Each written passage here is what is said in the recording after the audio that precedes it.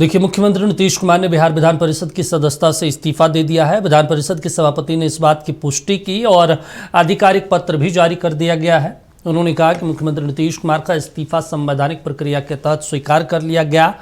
इससे पहले JDU MLC Sanjay Gandhi और मंत्री विजय चौधरी सीएम का इस्तीफा लेकर विधान मंडल पहुंचे। इस दौरान विजय चौधरी ने मीडिया से बातचीत में कहा कि नीतीश कुमार हमारे पार्टी के सबसे बड़े नेता हैं और आगे भी बिहार में सबसे बड़े नेता रहेंगे।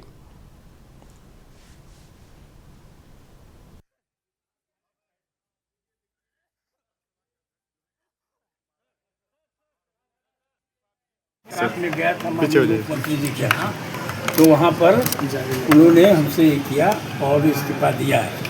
इस्तीफा दिया, कागज लेके आए, अब उसकी प्रक्रिया हो रही है। प्रक्रिया हो ही गई है और जाएगा, अब सीट खाली घोषित किया जाएगा। तो यही आज का डेवलपमेंट है। और बड़ा ही अब हम लोग का क्योंकि बहुत दिनों से बड़ा ही अच्छा संबंध रहा है और इसको हम लोग निभाते आ रहे हैं। तो उनके जाने से तो सब पूरा बिहार दुखी है, क्योंकि सबको तकलीफ हो रही है। इतने बढ़िया मुख्यमंत्री, इतने विकासशील मुख्यमंत्री, इतने सबको लेकर के चलने। एक बार मुख्यमंत्री जी राज्यसभा के सदस्य निर्वाचित हो गए, तो ये तो एक तरह से एक संवैधानिक अनिवार्यता थी कि आज तक इस्तीफा देने का समय होता है। आज ही जो आप ही लोग दिखा भी रहे हैं कि नितिन नवीन जी भी आज इस्तीफा दे रहे हैं, तो आज मुख्यमंत्री जी भी विधान परिषद की सदस्यता का त्याग करेंगे और वही त्याग पत्र लेके गांधी जी को उन्होंने सभापति महोदय के कार्यालय में भेजा है। नीतीश कुमार के राज्यसभा में जाने और एमएलसी पद से इस्तीफे से जेडीयू नेताओं में गम का माहौल है। इस बीच नीतीश सरकार के मंत्री अशोक चौधरी नीतीश कुमार के बारे में बात करते करते फूट फूट कर रोने लगे। उन्होंने कहा, हमारे अभिभावक जा रहे हैं, नीतीश कुमार ने जो किया वो किसी ने नहीं किया, अब वो हाउस में नहीं रहेंगे तो हमें कौन सिखाएगा।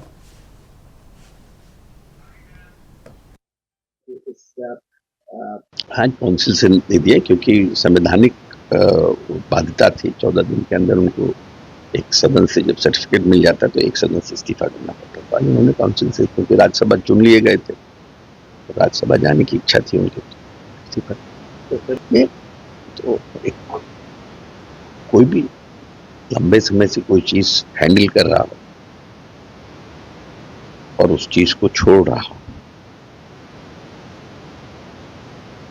ऑब्वियस है। हमारी तो इसलिए है कि हमारे साथ लंबे समय से 12 साल से हम हाउस में हैं, 12 साल से उनका स्नेह प्यार मिला है। तो कांग्रेस के प्रेसिडेंट थे तब भी, फिर जब इनके साथ आ गए उसके बाद से भी। मुख्यमंत्री नीतीश कुमार के इस्तीफे को लेकर तमाम दलों के नेताओं की भी प्रतिक्रिया सामने आ रही है। आपको सुनवाते तमाम नेताओं ने क्या कुछ कहा है। बिहार के लोकप्रिय माननीय मुख्यमंत्री ने इस्तीफा दिया है, तो दूसरी तरफ भारतीय जनता पार्टी के माननीय राष्ट्रीय अध्यक्ष जी के द्वारा भी इस्तीफा दिया गया है और इस्तीफा स्वीकार हमने कर लिया है जाकर के। और बिहार की राजनीति में दो नेताओं का काफ़ी बड़ा योगदान रहा है और आगे भी बिहार के लिए करेंगे। मुख्यमंत्री जी राज्यसभा के सदस्य निर्वाचित हो गए, तो ये तो एक तरह से एक संवैधानिक अनिवार्यता थी कि आज तक इस्तीफा देने का समय होता है। आज ही जो आप ही लोग दिखा भी रहे हैं कि नितिन नवीन जी भी आज इस्तीफा दे रहे हैं। नेता प्रतिपक्ष तेजस्वी यादव केरल विधानसभा चुनाव के प्रचार के लिए रवाना हो गए। रवाना होने से पहले पत्रकारों से बातचीत में उन्होंने नीतीश कुमार के इस्तीफे पर कहा, ये तो होना ही था। बीजेपी ने बिहार की जनता को ठगने का काम किया, नीतीश कुमार को भी ठगने का काम किया गया है। वहीं विधानसभा चुनाव पर उन्होंने दावा किया कि बीजेपी ना तो पश्चिम बंगाल में सत्ता में आ रही है और ना ही केरल में। आपका बंगाल का चुनाव, केरल का चुनाव समाप्त होगा, वैसे पुनः आपका पेट्रोल डीजल की कीमतों में बेतहाशा वृद्धि होगी। तो ये लोग केवल ठग लोग हैं, ठगने का काम करते हैं। बिहार में लॉ एंड ऑर्डर की स्थिति बनी हुई है, सब लोग देख रहे हैं। कोई ऐसा दिन नहीं है जहाँ गोलियां ना चल रही हैं, लोग मारे ना जा रहे हैं, लोगों को कोई इंसाफ नहीं मिल रहा। लेकिन भाजपा केवल लगी है हर जगह जो है कब्जा करने के लिए सरकार है। तो हम कुछ कह नहीं सकते हैं, हम तारीख को देंगे कौन से समय में देंगे।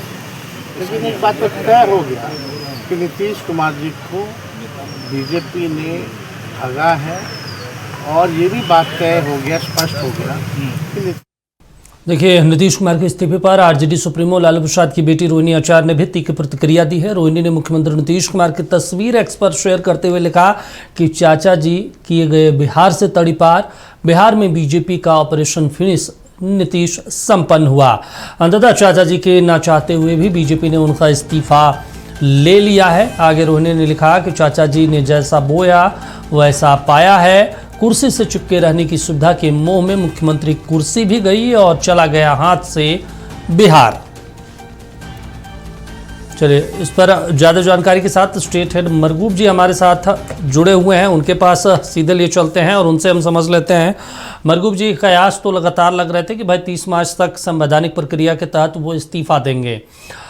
संजय गांधी जो उनके तमाम कागजात देखते हैं जेडीयू में, वही पहुंचे थे और 20 सालों से मुख्यमंत्री और सिर्फ एक लाइन में इस्तीफा हम दे रहे हैं एमएलसी पद से, और तुरंत इस्तीफा स्वीकार कर लिया गया, यानी तमाम चीज़ें पहले से सेट थी। अब 2 सवाल यहाँ पे बनते हैं। एक, एमएलसी से इस्तीफा दे दिया, अगले 6 महीने तक वो मुख्यमंत्री के तौर पर रह सकते हैं।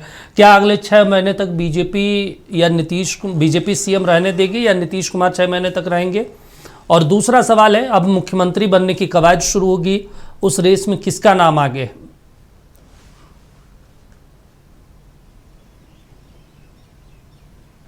सब कुछ पहले से स्क्रिप्टेड था। नीतीश कुमार का सिर्फ इस्तीफे पर सिग्नेचर होना था। वो आज सुबह 9:30 बजे हुआ और 10:30 बजे के आसपास नीतीश कुमार का इस्तीफा संजय गांधी जी लेकर पहुंच गए सभापति के कार्यालय, और 1 घंटे में नीतीश कुमार का इस्तीफा स्वीकार कर लिया गया। और अभी अभी जब मैं आपसे बात कर रहा हूं, जिस समय मैं आपसे बात कर रहा था जी, उसी समय अधिसूचना जारी हुई है विधान परिषद सचिवालय की तरफ से कि मुख्यमंत्री नीतीश कुमार का इस्तीफा विधान परिषद के सदस्यता से स्वीकार कर लिया गया है। उसका गजट नोटिफिकेशन हो गया है। नीतीश कुमार विधान परिषद के सदस्य नहीं रहे। एक दूसरा, आपने कहा कि सरकार क्या गठन की कार्रवाई, नीतीश कुमार 6 महीने तक रहेंगे। नीतीश कुमार अगले 6 महीने तक मुख्यमंत्री नहीं रहेंगे। अभी तक की राजनीतिक परिस्थिति के अनुसार नीतीश कुमार का इस्तीफा 8 अप्रैल से लेकर 12 अप्रैल के बीच मुख्यमंत्री के पद से हो जाएगा। मैं ये लगभग 15-20 दिन से चला रहा हूँ, मैं लगातार चला रहा, मैं फिर कह रहा हूँ 8 अप्रैल से 12 अप्रैल के बीच होगा, अगर कोई बहुत बड़ा बिहार में तूफान नहीं आया, राजनीतिक तूफान। तो एक ठीक है, नीतीश कुमार का इस्तीफा अभी तक की जानकारी के अनुसार राज्यसभा में सदस्यता शपथ लेने के बाद वो इस्तीफा करेंगे, फिर सरकार के नए गठन की संभावना शुरू होगी। दूसरा, आपने कहा कौन मुख्यमंत्री है, सिर्फ एक व्यक्ति का नाम पिछले 15 दिनों से चल रहा, उसका नाम है सम्राट चौधरी। लेकिन सम्राट चौधरी पिछले 3 दिनों से बिल्कुल इस पर खामोश है। आज भी मीडिया कर्मियों से उन्होंने बातचीत नहीं की। अब बहुत महत्वपूर्ण सवाल यह है कि क्या बीजेपी महाराष्ट्र, क्या बीजेपी राजस्थान, क्या बीजेपी हरियाणा, क्या बीजेपी मध्य प्रदेश का कार्ड यहाँ भी खेलेगी, कह पाना बहुत मुश्किल है। एक संशय कल उस समय उत्पन्न हुआ था जब नितिन नवीन का इस्तीफा नहीं हुआ, वो असम चले गए, तो इस तरह की खबरें आई कि हो सकता है नितिन नवीन को इस्तीफा देने के लिए रोक लिया गया कि उनको मुख्यमंत्री बिहार का बनाया जाए और राज्यसभा से उनको सीट वैकेंट कर दिया जाए, फिर बाद में राज्यसभा का चुनाव कर दिया जाए। लेकिन आज उनका इस्तीफा होने के साथ ही नितिन नवीन के नाम का पटाक्षेप हो गया, मतलब है कोई दूसरा व्यक्ति बिहार का मुख्यमंत्री बनेगा। लेकिन एक और महत्वपूर्ण सवाल दीपक हम आपको बता दें कि बार बार मैं कहता हूं कि बिहार की राजनीति में कब क्या होगा कह पाना मुश्किल है। जेडीयू के अंदर से ये बात लगातार उठ रही है, लगातार नीतीश कुमार के पास उठाई जा रही है कि निशांत को मुख्यमंत्री बनाने के लिए आप बीजेपी से बात करिए, तो ये कह पाना मुश्किल है। हालांकि बीजेपी का मुख्यमंत्री बनना निश्चित है।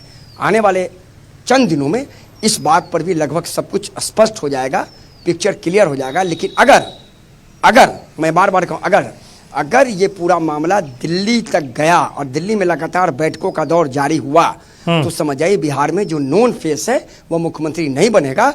महाराष्ट्र, राजस्थान, मध्य प्रदेश और हरियाणा वाला कार्ड बीजेपी यहाँ भी खेलेगी निश्चित तौर पर, चूंकि लगातार कई लोगों का दौरा संघ कार्यालय तक नागपुर तक हो रहा है और वहाँ से लगातार लोग जा रहे हैं, आ रहे हैं और लगातार लोगों का प्रयास जारी है। लोग अपने अपने स्तर से प्रयास कर रहे हैं कि मुख्यमंत्री का पद हमें मिले और कार्ड जो है वो महाराष्ट्र और राजस्थान और मध्य प्रदेश वाला कार्ड खेला जाए। लेकिन अभी तक नॉन चेहरे में सम्राट चौधरी के अलावा और किसी का नाम फिलहाल आगे दिख रहा है। अच्छा मरगूब जी, एक और चीज़ है, हम बिहार की राजनीति को देखते हैं तो अगर माना जाए तो 3 ऐसे सीएम रहे बिहार में जिन्होंने बिहार की राजनीति में अस्थिरता दी।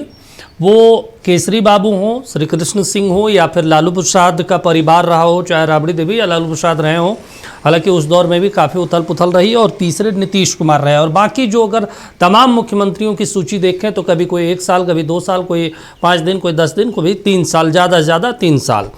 अब ऐसी स्थिति में अगर बीजेपी का युग शुरू होता है और 29 के बाद कमाबेश नरेंद्र मोदी भी सत्ता में नहीं रहेंगे, कोई नया चेहरा प्रधानमंत्री आएगा, तो आपको लगता है, क्योंकि आप 25-30 सालों से बिहार की पॉलिटिक्स को समझ रहे हैं, फिर से बिहार की राजनीति अस्थिरता वाली में चली जाएगी? दीपक, हमें तो सच पूछेंगे तो अभी से लग रहा है कि बिहार की राजनीति अस्थिरता में चली जाएगी। अभी से मैं आपको बता रहा हूँ, भले सरकार नहीं बन जाए, मुख्यमंत्री बन जाए, लेकिन 6 महीना, 8 महीना, 10 महीना के बाद बिहार में उथल पुथल फिर शुरू हो जाएगा।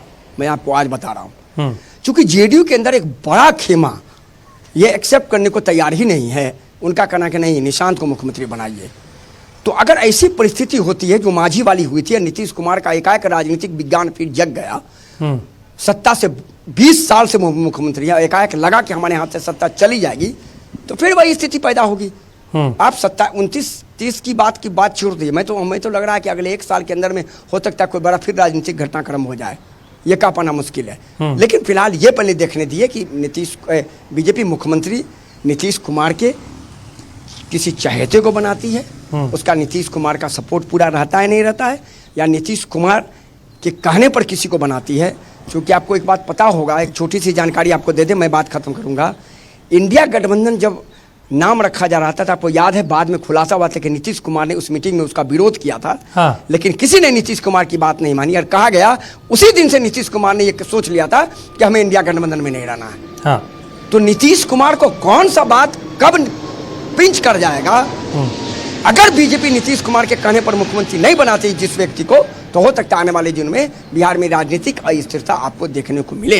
ये सीन हमेशा बना करके, क्योंकि बिहार है, आवा न बिहार में देखा न बिहार में लोग कहा जाता है, ऐसे नहीं कहा जाता है।